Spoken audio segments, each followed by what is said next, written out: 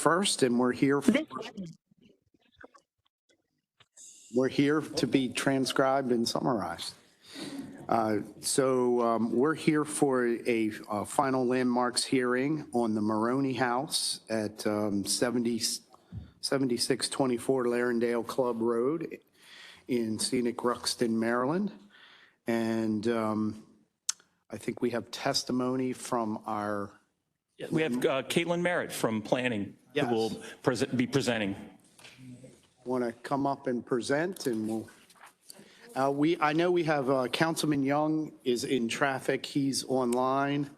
And I know Councilman Patoka, whose district this is, will be joining us shortly. He had to take his wife to the airport, so I think he's scrambling to get back and be online. Good afternoon. The floor is yours. Thank you. Thank you for allowing me to share a brief summary about the Maroney House. Like you mentioned, it stands tall at the corner of Ruxton and Larendale Club Roads in District 4.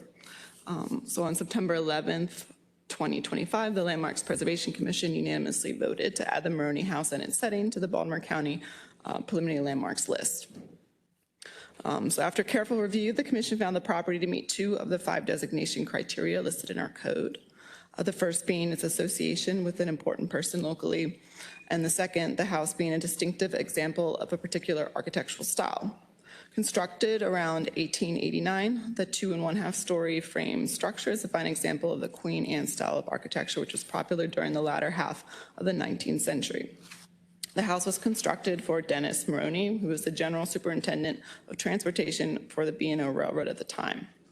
The Maroney House was a family home to many over its 130 plus years, including a concert violinist, a doctor, an artist, and in addition, a successful spice company was founded within its walls.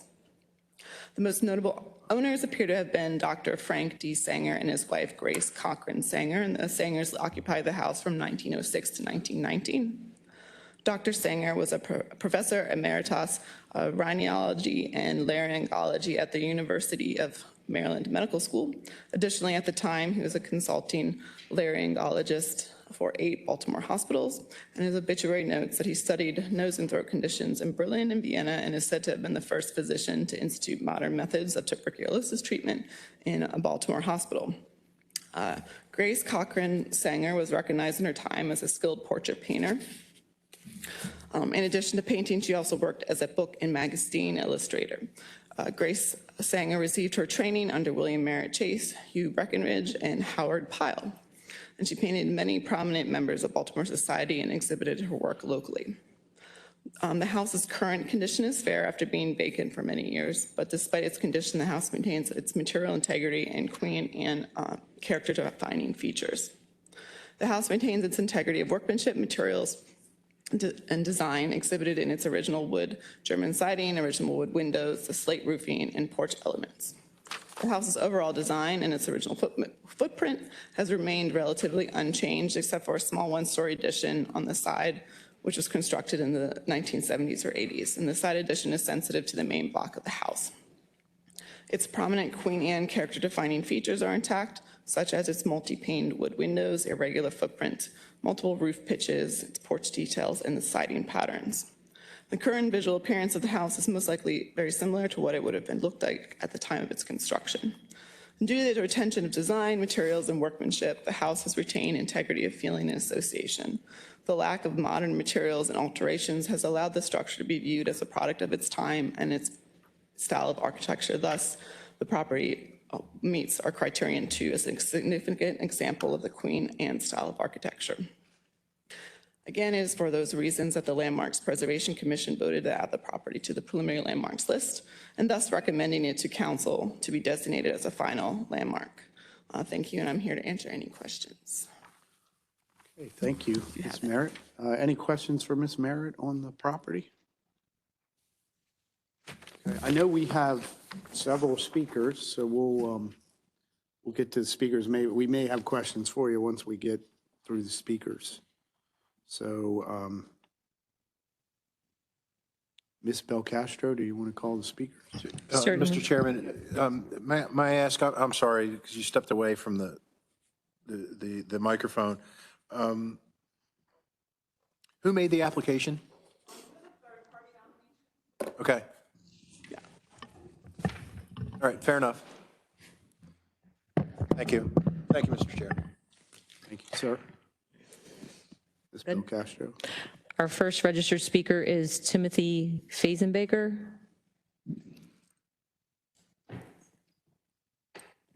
He's supposed to be No, in person.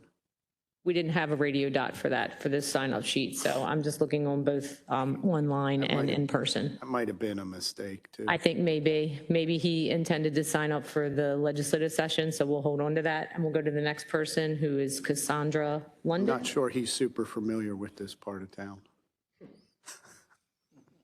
Cassandra London? Here. Okay. I represent Cassandra London. I'm her attorney. Would you like me to go first and then? You can both go up at the same time if you want, that's fine. Just don't forget to hit the button on the microphone.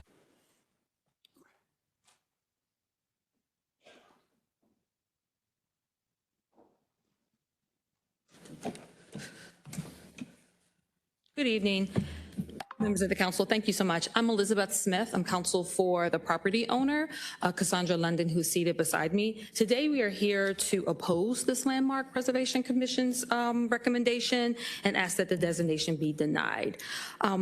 When we review the Title VII of the County Code, allowing the designation if they possess historic, architectural, archaeological, or cultural significance, we understand that there have been two designations, as previously, as you just heard from the commission themselves. The two would be historic and architectural. I first want to talk about the historic nature. The individuals that have been referenced, one has an association with the B&O Railroad, the other being a physician in Baltimore related to tuberculosis. When you do just a cursory search of the modern medicine for TB, there actually was another doctor, Robert Koch, unassociated with this property, who was listed as being at the forefront of TB medicine in Baltimore. So we would say that the property fails on that measure because the actual individual who was the forefront in medicine was not the one that is being associated with this, this property. The second thing is that the Maroney House, the actual individuals that the house is named after, it's not the individuals themselves, but it's their association with the B&O Railroad. And at the time, in the late 1800s, the B&O Railroad definitely had a prominent place in our society. But the B&O Railroad was also, they used enslaved labor to begin the construction of the railroads. So we want the council to take that in consideration when you would like to apply the historic significance of those two individuals. We do admit and understand the other individuals, Grace Sanger and the Spice Company, is significant to the extent that entrepreneurship and small business is something that we would celebrate in any facet of our society, but not to reach the status of significance for there to be a designation of this property. Secondly, the architectural concerns, the property was already modified in 1970 and 1980. They have a one-story addition that has changed the property, reducing what we would argue the architectural historical designation of the property. The current owner is a small business owner who is interested in preserving the majority of the architectural design, the porch front, the pitched roofs. The issue here, and she will speak more to that, is the windows. That the windows, it's about several, she'll go into details how many that there are. The cost associated with it is unreasonable and a significant burden when you compare the cost of the repairs to the windows. She's not making any change into the exterior of the building. She's not raising any portion of it. She's not building onto it, but she needs to repair the windows so that she can resell the property. I'm going to turn this over to Ms. London. We do have quotes. Again, the significant increase to her bottom line. She purchased the property for $450,000. She got a renovation loan up to $637,000, and the cost of the windows would be an additional $160,000. She would like to keep the window style, but modify them, modernize them, so that she'll be able to, again, sell the property and get a return on that property. Good evening. Thank you for your time today, Council. So once again, my name is Cassandra. I'm the owner of 7624 Lyondell Club Road. So Elizabeth touched on the cost of the windows, which is the biggest issue here. As she mentioned, I do plan on keeping the integrity of the home, the porch, the design, the roof, the siding, all of those things. I just want to bring them back to life. But the issue is more or less the windows, as I mentioned. So I've had two different quotes, two different individuals come in and review the windows. And as of right now, they're saying all of the windows need to be redone, fully redone. So there's about 40 windows on the property. My quote I got two different quotes, but so far, one of the quotes is kind of like a half quote. So they quoted me for 25 windows, $90,000 for just 25. So there's 40 windows, so that's going to be about close to double. And then I have another quote from another gentleman who quoted somewhere around $2,000 per window without the sash. And there's several other things that were not included. So when you round it off, it's somewhere around he said around $3,500 per window, which the other company is coming in somewhere around $3,700 to $3,800 per window.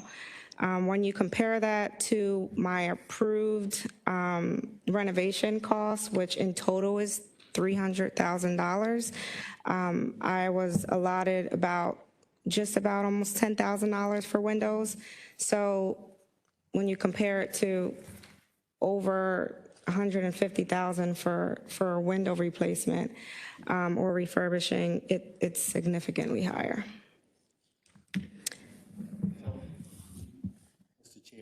Are you done? Or Yeah. Thank you for your time. Any questions? Councilman Jones, sorry. Thank you. So, Ms. London, you purchased the property to sell it? Yes. When did you purchase it? We closed August 15th, And how much you pay for it? $450. And who was the seller, if you don't mind? They were a bank. It was in foreclosure. Yeah, Councilman Jones. I don't know the Okay. exact, bank. So do we know who requested that the property go on the landmarks list? Was it the bank? It's a Was it neighbor. the former owner? No, it's a neighbor in the community. Okay. I think he's not even in that specific community, but one nearby. He just loves the home. Okay. Did he bid on it? No, which I wondered why, but no, he didn't. So is that are you a flipper? What do you do for? Yeah, I purchase homes and bring them back to life. But when I come into a home, I really hone into the style of the home. I focus on not just tearing everything up and then rebuilding it from the inside. I really try to keep the integrity of the home. So this home is really special because it does have a lot of characteristics that I want to bring back to life. Even the kitchen design, I'm talking more from the interior standpoint, but also the exterior. We're just going to keep it the same way. But the interior, I just want to modernize it, but still keep it dedicated to the 1800s. Councilman, but I do want to add to that. You didn't apply or assign any negative connotation to flipping properties. It's a small business model. But Ms. London, that's a small percentage of our overall portfolio. She has property within Baltimore City where she's providing social services to those properties for foster care children that are aging out of the foster care system. She's also having a business for assisted living, which is, as you know, for individuals who are disabled or elderly who cannot take care of themselves. So her business model is real estate and property development, but this is just one percentage of it. She's just not a flipper. I say that to say she understands community, she understands people, and the impact that changes to bricks and mortar and properties such as this will have to the immediate community and the larger community as well. Okay. But this property was purchased to rehab and resell, not to run No programs there. operation. No, no. And the window contractors that you went to, are they do historic windows? Yes. Yes, Or okay, and they're based here in Baltimore. correct. Okay. And we have the copies of the quotes here for your records or your review. Anything that can help in your decision, we hope that you would deny this due to the unreasonable burden, financial burden on this small business owner. And we would, of course, argue that the historic criteria was not met. Architecturally, we understand that. All of the architectural designation, to include that all would be, again, financially burdensome. If we include the windows, everything else, the owner is more than willing to concede on and to restrict any changes or any modifications. That would be the pitch roofs, the porch, the other designs that are associated with the exterior. What kind of roof does it have? Is it slate? Yeah, it's late. But the architectural significance, I think, is the pitch style, the Victorian area pitch style of the roofs. Right. No changes being made there. I mean, is that part of it? Mr. Chairman? Yes, yeah. Councilman Crandall, go ahead. Thank you. So this is, this property is in the 2nd Councilmanic District, is that correct? Yes, yes, it is. Okay.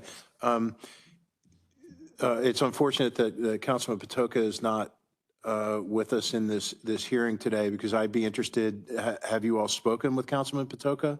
No, unfortunately, we haven't had a chance to. We are, again, happy to have a conversation with the councilman to answer any questions. Okay. I know this was posted, it's public, and he was not able to be here. I thought he was online, but I guess it doesn't sound like. I don't, is Councilman Patoka on? He's not. So, I mean, it's, the way that this council works most of the time is when an issue is in one of our districts, we talk directly with the council member who represents that district. So I'd be interested in his thoughts on this, and I think it's a conversation that he would have with you, knowing Izzy the way that I do. I'd be surprised if he didn't. I'd just be curious to hear his thoughts on the issue as it stands right now. Councilman Crandall, that is a reasonable statement. We completely understand that. I would add to that more color that Councilman Patoka was aware of this hearing, that it was posted in the newspaper as well as placed on your calendars in advance. But that's not to say that my client, the property owner, wouldn't welcome a conversation around ways that we can preserve the integrity of the property itself, as well as making sure that the LPC recommendations are considered fully. I would encourage you to try to do that. I know some members of his staff are here tonight, and I'm sure that they would. Right, ladies, they'd be happy to engage with you, as well as the speakers, both opposing and in favor of the designation. So I'm not Councilman Patoka's spokesperson, and I shouldn't put his staff in that position. But knowing them as I do, I'm sure that they would take on the conversation with you. It makes sense. Thank you, Councilman. So Thank you, Mr. Chair. just so that I'm clear, I have him on the phone. the main issue you have is that the cost of renovating or repairing the windows, Yes, and that's your main issue. yes. Would this affect the sale of the property once it's done, having this designation? Our estimations would say yes, it would be a reduction in the business model and a reduction in the ability to recoup. And also, Ms. London is limited with how much she can actually renovate. She has a fixed loan to renovate the property. This goes beyond that. She would have to find money elsewhere, which would further delay the renovations and then the future sale of the property. Gotcha. Yes. We're past the windows. Now I'm just saying on the sale of the property. Just for the Does it designation. affect your being- sale? He's saying, Yeah, can you rephrase that? In other words, having the stipulations that come with, or the limitations or criteria that come with a property that has this designation, does it affect the value when it comes time to sell it? the value, it can go either way. Honestly, it just depends on the person who's interested in buying the property. There's going to be some people who are going to love it, and there's going to be some people who may not. I mean, the perk of it from what the Historic Preservation Department educated me on was the tax credit that you'll receive. It'll go really to whoever the buyer would be, not necessarily myself. So I think that that would be the only, more or less, the positive outlook on it. Yeah. But at the same time, it's not the end of the world. In other words, if somebody were to purchase it and it not have this designation, they can come back and apply themselves. Correct. Yeah. Okay. All right, thank you. Thank you, Councilman Jones. Mr. Chair, I have Councilman Patoka. I hope this works. Are you there, Councilman Patoka? Okay, give me 1 second. Let me turn this up and see if I can get you on the mic. Sure. Okay, you can go ahead and make your statement. I don't know if you can hear what's going on in the room, but we can certainly hear you. I don't have a particular statement. I wanted to hear what the sentiment was at this hearing. And because of the technical difficulties, unfortunately, I wasn't able to get on in time. I know this has been, there are varying opinions in the Ruxton community related to this building. Okay. But that's the extent of it at this point. Okay. Just, this is being recorded, Councilman, so you can certainly go back after this evening and I can send you the recording so you can listen to the testimony that you missed. That would be extremely helpful. No problem. Thank you. Yes, and we still have other speakers, so if you want to hang on the phone, we can certainly do this way. Could you hear? Okay. Yes. Perfect. You want to, all right, well, thank you so much. Thank you. Thank you. I want to call next speakers. Certainly, Mr. Chair. Our next speaker is Vatina Hightower. Patina. With a V. Maybe she said that. I heard Latina.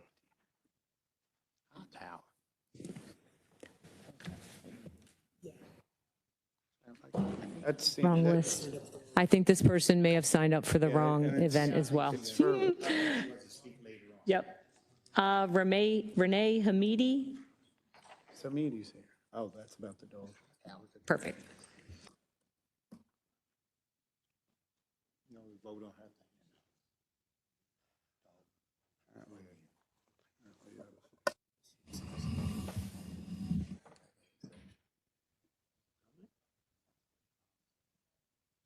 You the one that narrowed it down. Samidi, sorry, we're digressing. It's okay. I know you haven't seen each other in a while.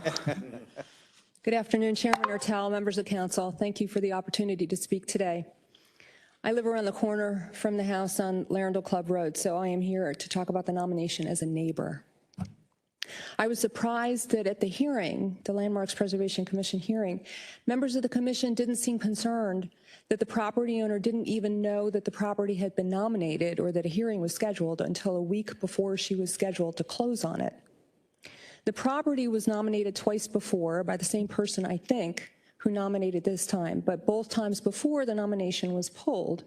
And I think that this time the nominator saw a window of opportunity because the house had been foreclosed on and a bank owned it when the application was submitted. So there was not an actual human owner who might contest the nomination. I thought before that it was crazy that every 4 years anyone can request to change the zoning on anyone else's property during the CZMP. I didn't realize that anyone can also apply for landmark status on a property they don't own. I'm trying to imagine how I would feel if I found out a week before I went to closing that a house that I put down money on had any kind of hearing associated with it, much less one that was going to cost me an extra $100,000. And I would lose my money if I backed out of the purchase of the house. So that really, I think, put the buyer in between a rock and a hard place. The commission during the hearing pointed out that it can control what happens on the outside of the property, but not on the inside. And while it would be lovely to see the exterior restored, I'm sure, it would be a shame if the owner had to cut corners on the inside because of the amount she has to spend on the outside. So while the house might belong on the landmarks list, this just seems like a really sneaky way to get it on there. So I'm opposing the landmarking. Mr. Chair, a question for Ms. London. So you were unaware that when you were closing on the property, you were unaware Correct. that this was even before the commission, that a nomination was put forth? Yeah, it came to me by the bank about 8 days before I was going to closing. I never went through this process before. I wasn't aware, I wasn't educated. I didn't even know which way to go with this. I was trying to look at it from both angles, but there were so many things I needed to do in order to further understand this. As the speaker mentioned, if I would back out, I would lose money. I already spent several inspections to the lender just to go out and view the property and assess it. So I was already in money. And yeah, so I was not made aware. I did know there were several others that were, like 2 others, I guess, prior to this, but they were both revoked as. You didn't know that the application was active This, and valid? no, Right. at that time, no, because those were completely separate than when I went under contract. Okay. All right, thank you. Thank you. Ms. Hightower, thanks for bringing this to our attention. So my last name is Hamidi. Oh, I'm sorry. Hamidi. Ms. Hamidi, I should have known better. My bad. Yes, sir. I'm just going down my list. Next time. Plays a high tower on TV. That's why you said that. Any questions? Yes, Councilman Jones. Yes, I do have one question. What is your connection to the property or the owner or what? I'm a neighbor. I live a quarter mile away. Okay. I pass it every day, twice, because I walk over to the park and then walk back, and Larendale Club Road is where I have to go. So I've been watching that since I moved into my house 3.5 years ago. Okay. And I'm sorry to say, it's just been going downhill. The prior owners had bought it in 1964, right? And it was foreclosed on, I think, at the beginning of the year. So they fell on hard times. They had refinanced it many times, but there's been no maintenance on that property for years. Well, thank you so much for coming in and letting us know your thoughts and concerns. Sure, Thank you. sure. Thank you. Sure. Thank you, Ms. Hamidi. Okay, Ms. Belkacem, next, I think we have one more speaker. We have one more speaker who registered. Okay. Chris, I'm going to be in a different location, so I should be able to get on for the regular hearing. Okay, we're not done yet. We have one more speaker, Councilman. Okay. Our next speaker is Joseph Cole, who is on virtually. Mr. Cole, you may begin your testimony when you're ready. Okay, I'm ready. Good evening. Hello? Sir, you may begin. Okay, good evening. I'm Joseph Cole, a Ruxton resident since 1970. In 2000, I founded the Ruxton Area Foundation, 501c3, to address such as the Maroney House. In my prior life, I was on the Maryland Historical Trust Board for over 25 years, appointed by Governors Hughes, Schaefer, Glendenning, and O'Malley. In 1963, I witnessed the sad demolition of the proud 1885 Victorian Railroad Station. It was lost because our community wasn't willing to save it. No community can long endure if it doesn't respect its special assets, both built and natural, that give it character, stability, and endurance. The Maroney House stands proudly, if humbled by recent years of serious, irresponsible neglect. Catty corner to where the station once stood.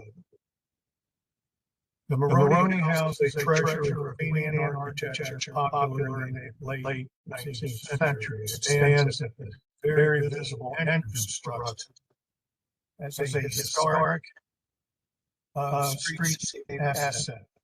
The house sets a welcoming tone for our eclectic community. Many refer to it as Ruxton Gatehouse. The house has maintained its original detailing of steep slate roofs, oriel facade projections from all three stories, decorative wood trim, lattice work, expansive porches, a roof overhang, floor-to-ceiling windows with original shutters, double front doors, and other defining features. All materials of highest quality, dating to 1888 construction. These design elements have not been altered or compromised over these many years, other than recently when the cosmetic care has been neglected. However, its bones remain solid, even if we in certain areas such as windows, and eager to be a part of our county's future. I hope that you will consider landmark list. Thank you. I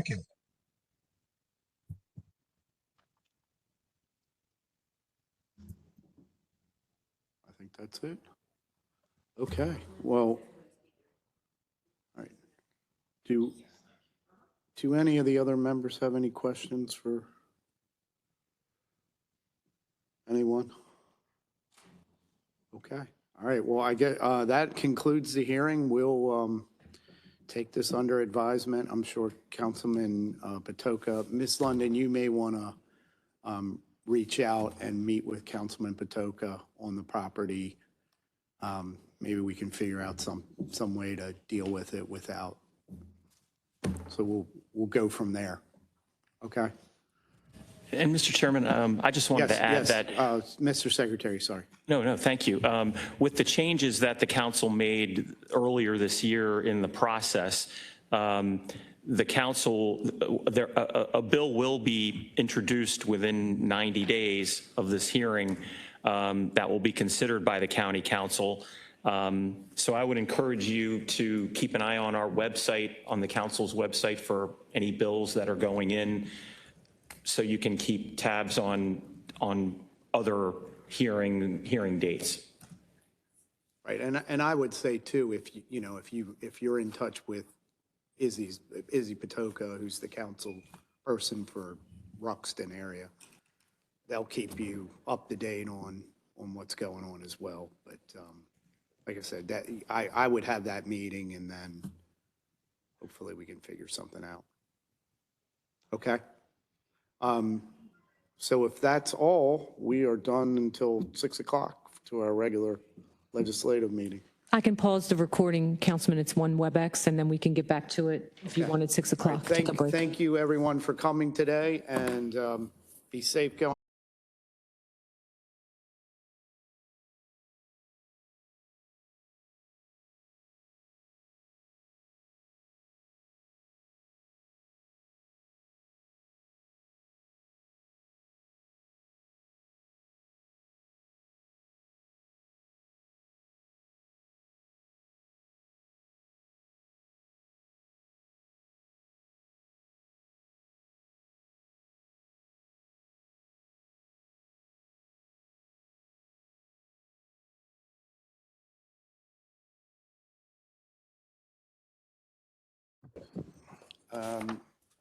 Legislative Day 20 will now come to order.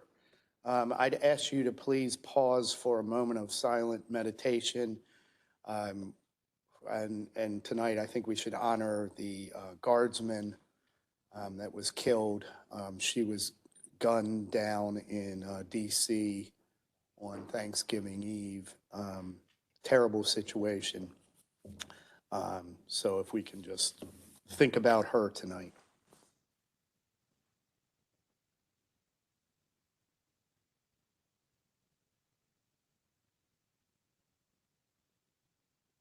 Okay, thank you.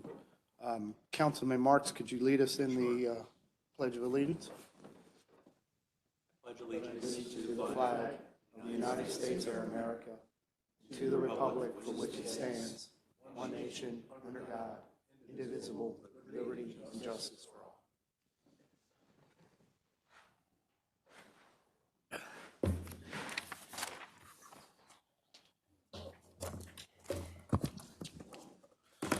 Okay, is there a motion to approve the journal for the meeting of November 17th, 2025? So moved. Second? All in favor? Aye. Okay, the journal is approved. Thank you, gentlemen. Enrollment of bills, bills 7325, 7425, 7525, and 7725 were passed by the council, signed by the executive, and are hereby enrolled. Mr. Secretary, will you now read all bills for introduction? Certainly, Mr. Chairman. First is Bill 91-25, sponsored by Councilman Catch. Zoning regulations, uses permitted in the manufacturing light or ML zone, electric vehicle center. Bill 92-25, sponsored by Councilman Ertel, Towson University Housing District, rental housing license density limits. And then, Mr. Chairman, following the reading of those two bills, it is my understanding there is an additional bill for introduction that was not previously circulated to the members at least 7 days prior to tonight's meeting. In order to do so, this requires an amendment to the agenda to allow the additional item. Okay. Yeah, let Chris know. What was that? Oh, he was just logging on. And we just need to vote for that amendment? Right. We just need a motion to amend the agenda, a second, and a vote. Okay, so I'll motion to. What is the bill, Mr. Chairman? So there was a bill for, this is about impact fees for an affordable housing project in Rosedale, the Ridgedale PUD, and it was supposed to be introduced. There was just a communication issue. And this is 9325? 9325, yes. Okay, thank you, sir. And we'll still have, obviously have 2 work sessions to talk about it. We're just wanted to introduce it tonight to be able to vote on it by the end of the year. Okay, thank you, sir. Okay. So I'll motion for the amendment. Do I have a second? I'll second. Okay, thank you, Councilman Jones. Mr. Secretary, you want to call the roll on the amendment? Mr. Ertel? Aye. Mr. Jones? Aye. Mr. Marks? Aye. Mr. Crandall? Aye. Mr. Young? Aye. Mr. Patoka? Aye. Mr. Catch? Aye. Any catches here? Oh, good. All right. That Now you can read that? Yes, sir. That would be, as alluded to, that would be Bill 93-25, sponsored by Councilman Ertel, Development Impact Fees and Surcharges Exemptions for Affordable Housing. Okay, thank you, Mr. Secretary. Yes, sir. We will now move on to final reading and vote of bills. Mr. Secretary, first item, please. The first item, Mr. Chairman, is Bill 79-25, Personnel Law of Baltimore County. Okay. So OHR Director Renee Coleman previously testified at the work session. Are there any questions or comments from the members on this bill? None? Okay, is there a motion to approve Bill 79-25? So move. Second. Okay, we have a motion and a second. Mr. Secretary, please call the roll on Bill 79-25. Mr. Ertel? Aye. Mr. Crandall? Aye. Mr. Young? Aye. Mr. Patoka? Aye. Mr. Catch? Aye. Mr. Jones? Aye. Mr. Marks? Aye. Okay. Bill 79-25 passes. Congratulations, Ms. Coleman. Next up is Bill 80-25. Yes, sir. Bill 80-25 is under the current expense budget, Commercial Vehicle Safety Alliance. Okay, and I know Captain Chad Miller's here. He had testified at the last work session on this. Are there any questions or comments from the members for Captain Miller or otherwise? Councilman Crandall, did you have a question? No, Mr. Chair, but I'll move the bill. Okay, you'll move it, I'll second it. Mr. Secretary, please call the roll on Bill 8025. Mr. Ertel, Aye? Mr. Young, Aye. Mr. Patoka, Aye. Mr. Catch, Aye. Mr. Jones, Aye. Mr. Marks, Aye. Mr. Crandall. Aye. Okay, Bill 8025 passes. Congratulations, Captain Miller. We appreciate you shepherding that through. Next up is 8125. This is from Councilman Jones. Yes, sir. Zoning regulations, uses permitted in the business major or BM zone, animal boarding place class B. Okay, and is there a current amendment to this? There is a current amendment, Mr. Chairman. The amendment that was circulated and placed on the website prior to the holiday would state, would essentially on page 2 of the bill, it states that an animal boarding place class B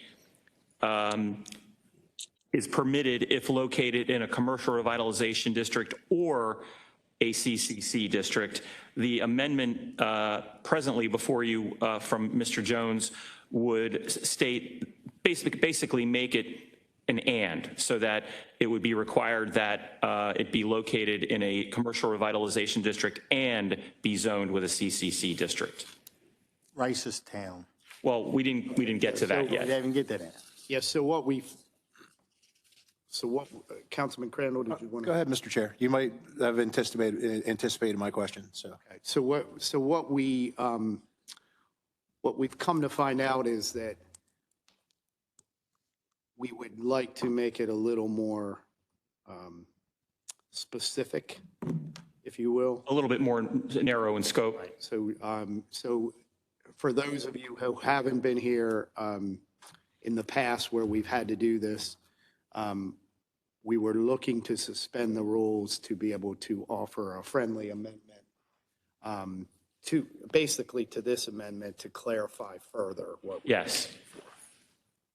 So, So I'll make a motion to suspend the rules. okay, I'll second it. Councilman Crandall, did you? Well, so We're going to amend that amendment. okay. And the amended amendment, my understanding would specify that that the property would be located in the Reisterstown Commercial Revitalization District and not just any commercial revitalization district, and would also contain a CC district zone. We were going to discuss that in a second, but we got to suspend the rules to get there. But we've already talked about it. So we have a motion and a second to suspend the rules. Did you want to call the vote? Did you get a second? Yeah, I was the second. Mr. Ertel, Aye. Mr. Jones, Aye. Mr. Catch, Aye. Mr. Marks, Aye. Mr. Crandall, Aye. Mr. Young, Mr. Patoka. Aye. Okay, so suspensions of the rules passes. Now we're going to talk, do you want to read the amendment Sure. with our Yes. potential amendment to the amendment? Yes. So the Sounds ridiculous, but.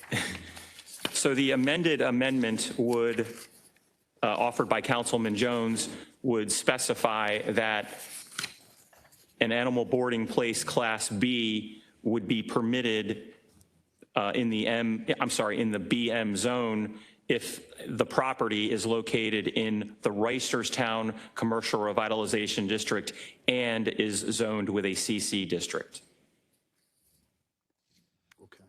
Okay. Questions from the members on that amendment? Councilman Crandall? You may not believe this, Mr. Chair, but I understand what's happening. I didn't think you did. You looked angry over there. I was worried. I'll move the amendment. I'll second it. Call the roll. Mr. Ertel, Aye. Mr. Patoka, Aye. Mr. Catch, Aye. Mr. Jones, Aye. Mr. Marks, Aye. Mr. Crandall, Aye. Mr. Young. Aye. Okay, so the amendment The amended amendment? Amendment passes. Yes, sir. Do we have to vote to leave?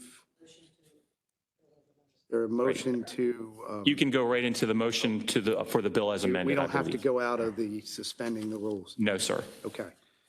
So is there a motion to approve Bill 8125 as amended? So moved?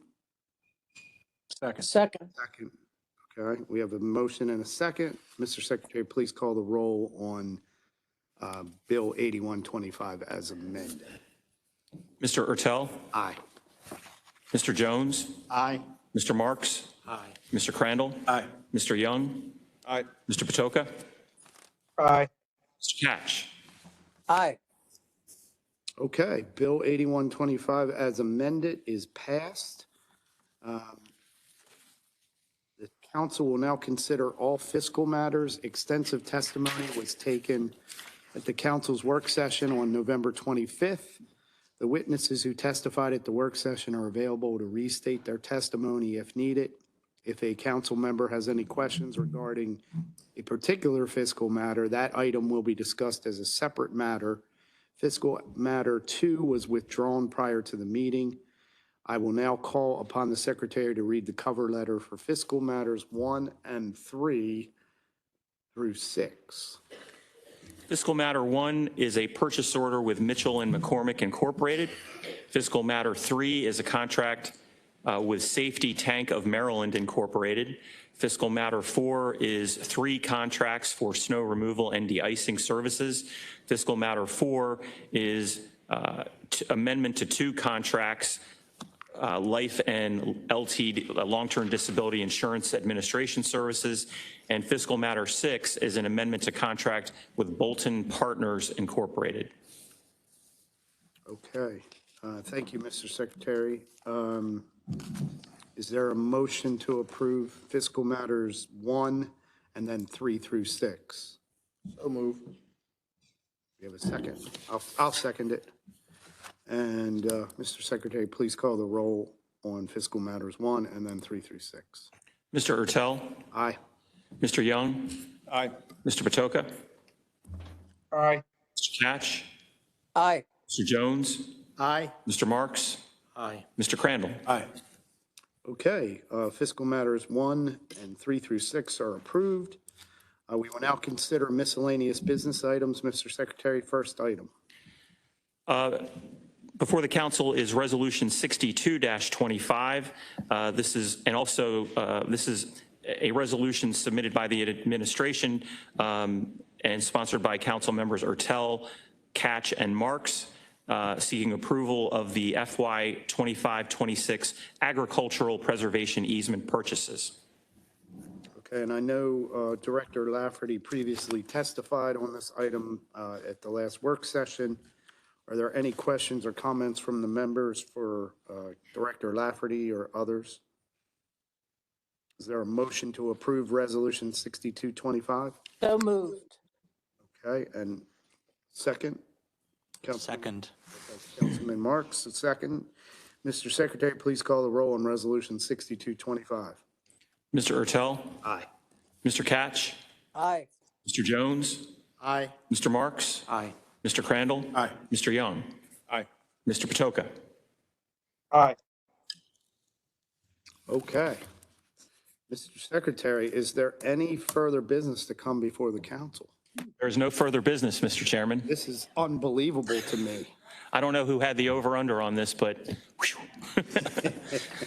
All right, is there a motion to adjourn the meeting? So moved. Second. All in favor? Aye. Okay, meeting is adjourned. I think we have, as is customary, anyone who's registered to speak online prior to the meeting is allowed 3 minutes to speak. Ms. Belcastro, I know you have a few speakers. Do you want to call the first? Certainly, Mr. Chair. Our first speaker is Sharonda Hoffman. We may have those two that were from the. Yes. Hello, can you hear me? Ms. Hoffman, how are you? Hi, I'm well. Thank you so. December 1st. Yes, it's the greatest month of the year. It's my birthday month. Uh-oh. I just wanted to thank everyone on the council because it is the season of Thanksgiving. I know that this week has been very hard on many. I am grateful that we have, that our Councilman Marks is safe. We've also had people who have lost their lives, serving this country. And sometimes in public service can be very hard. And on that note, I just want to thank our Inspector General for her service. And I hope as we go through lessons, that if there is another iteration of going through a process for an Inspector General, that is done in decency and in order. And with that, it's even okay if we have someone acting until we have a new county executive.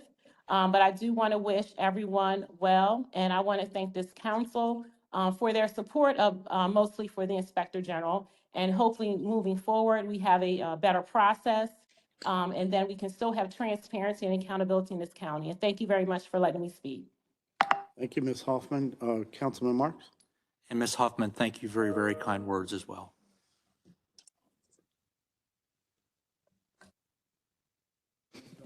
Next speaker. Certainly. Our next speaker is Bettina Hightower, who is here in person.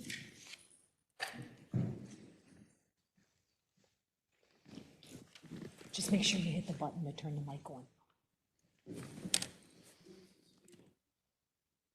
Bettina Hightower. Yes, this is one of our, yes.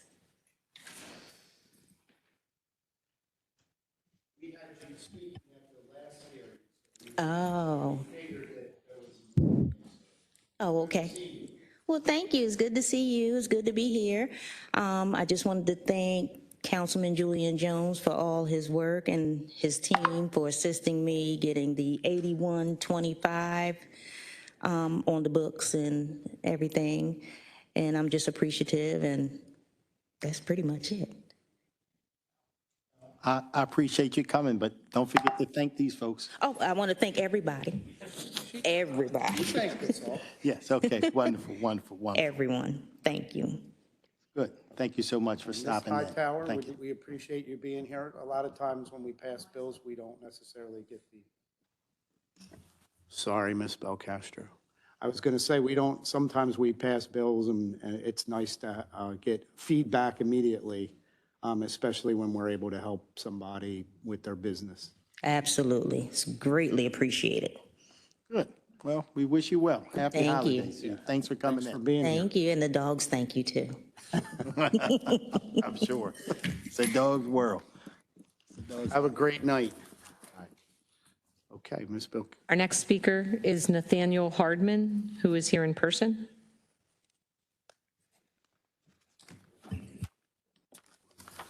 Mr. Hartman, how are you? Good.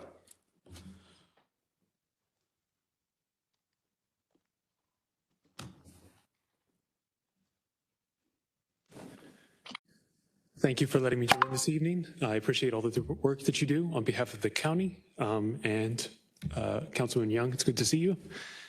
My name's Kramer Hardman, and I'm a resident of District 1. I wanted to come and speak regarding the memorandum of understanding that was an issue at the beginning of last month.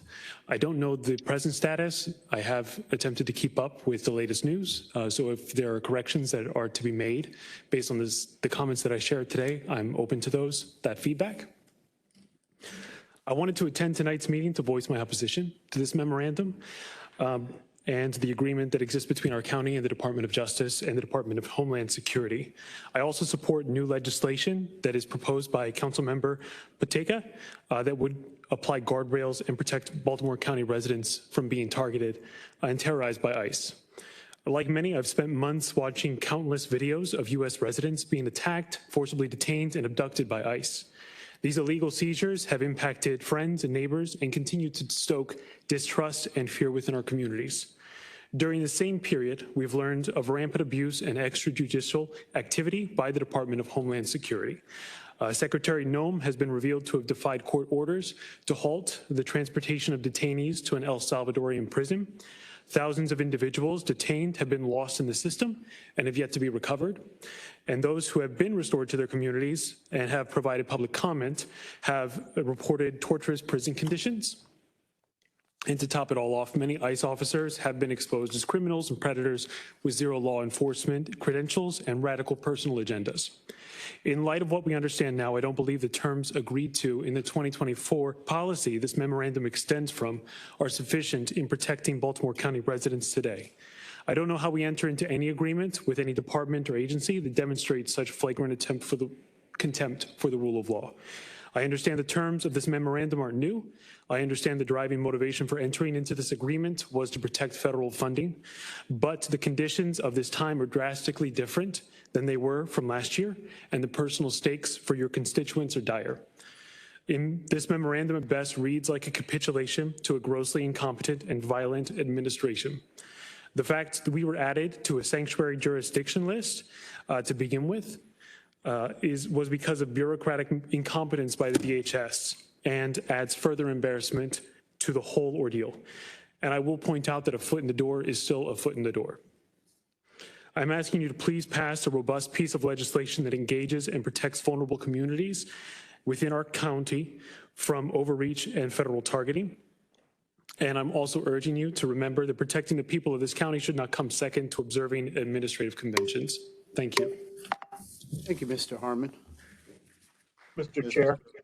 Mr. Chair. Yes. Mr. Harmon, thank you so much for your concern in coming in today and speaking up. And, you know, the reality is this is what it's going to take for each and every one of us to stand up for the injustices that we see, not just in our country, but around the world. So thank you. Mr. Chair. Councilman Patoka. Mr. Hartman. Mr. Hartman. Hello. Mr. Hartman, before you leave. Patoka, hold on. He left the witness stand. You can just press that button because then he can hear you. Yes, right here. Okay, Councilman Patoka, you had a question? So, Mr. Hartman, yeah, thank you for your testimony today. I want you to stay tuned. 2 weeks from today, on December 15th, there'll be a set of companion bills that are introduced. One will put safeguards around ICE activities in Baltimore County and the level of engagement that each county agency will be permitted to participate in with ICE. Some people are calling this the trust bill.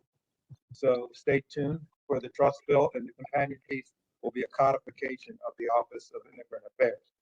So appreciate your input when these bills come forward in 2 weeks. Please continue to participate in this meaningful way. Thank you. Thank you for your work on this, and I'll hold you to it. I appreciate it. Mr. Chairman.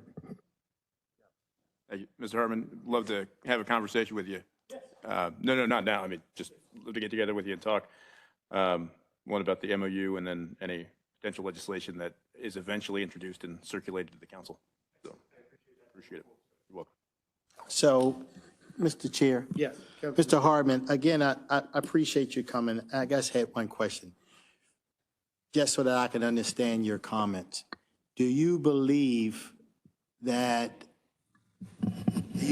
when the administration says that nothing has changed in terms of our position in Baltimore County? We're not doing anything different than we did last year or since Kevin Cabinet signed the executive order. I'm just trying so I understand, do you believe that? Or do you think we've somehow done something different, or any document signed with the Department of Justice is wrong? I understand, and I appreciate that question. My feelings on the issue are, while nothing about the administration of our policies has changed, the circumstances surrounding those policies have changed. And I might not want ice in my, cup of water on a colder day, but when I'm in a fire, I might need a couple of ice cubes. So the circumstances in which these policies are being executed on have changed to such an extent that I feel like the policies themselves need to be revisited. Okay. All right, thank you. I hope that answers your question. No, listen, I'm glad in your testimony, you mentioned that, in fact, the reason we even had to have and we have our county attorney right there. From what I understand, the reason we even had to have this MOU is because of the incompetence of the Department of Justice, or ICE, in the sense that they were sending retainers and other requests to another jurisdictions other than us. Exactly. And I think that's emblematic of, their operations currently, as well as the administration as a whole. So, yep. Thank you. Awesome. Thank you, Councilman Jones. Ms. Belcastro, next speaker. Unless anyone has any more comments. Our final speaker this evening is Mary Taylor. Ms. Taylor, you may begin your testimony when you're ready. Thank you, Ms. Belcastro.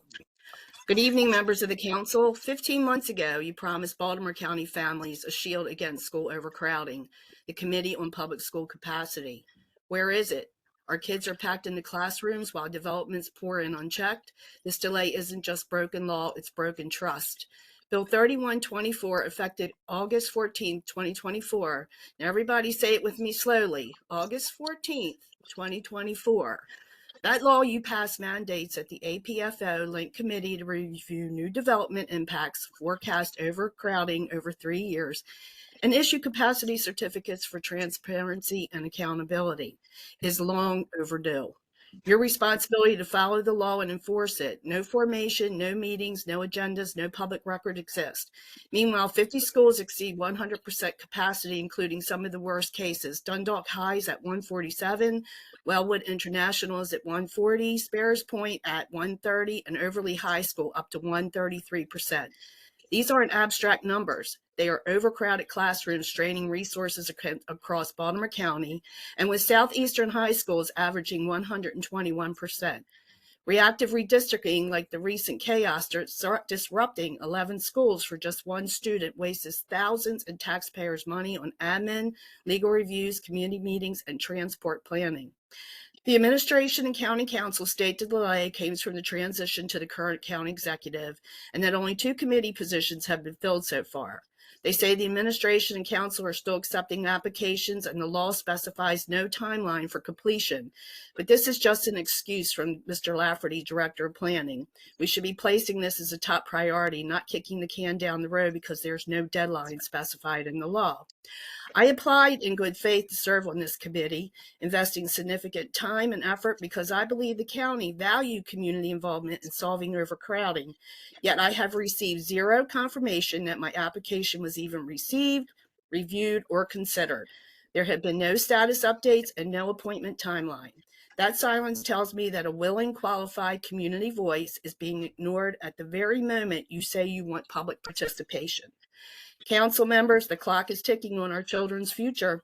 Stand for accountability, publicly explain this delay today, name the committee members immediately, schedule for the first meeting now, and release all interim capacity review documents. Honor your law, please. Form the committee and protect our schools before another child suffers in these packed classrooms. Thank you for the opportunity to speak this evening.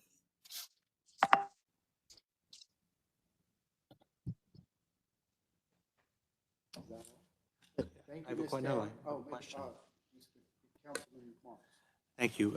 Ms. Taylor, you are aware that several of us have named our appointees to this committee and they've been approved by the council? Yes, sir. I am aware, Councilman Marks. I know that you and Councilman Ertel have both fulfilled that duty. Yes, sir. I'm just getting that out there Okay. so that people are aware that, this is an important goal. The council actually voted to override a county executive veto to get this moving, and I certainly share your sense of urgency and hope that we can get this done. Thank you, as always, for the service you provide to the county. Well, thank you, Councilman Marks. I appreciate your comments. Councilman Marks, I'd also say, and Ms. Taylor, we appreciate you speaking about this, but the one thing that we're going to see here is this is going to be a long,